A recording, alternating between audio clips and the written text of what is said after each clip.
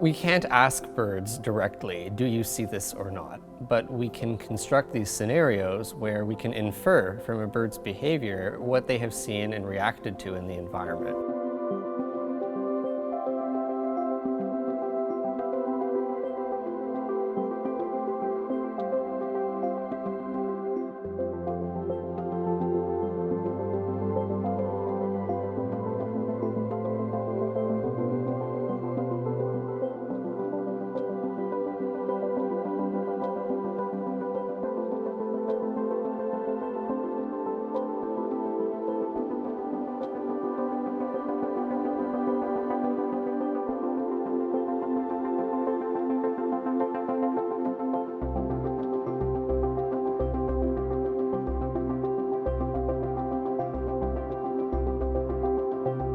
Here, I'm drawing vertical lines on the glass using a paint marker.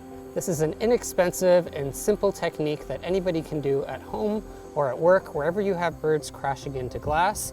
It's important that whatever you draw on the glass, be it lines or a different pattern, do not leave spaces more than 5 centimeters or 2 inches in between the markers.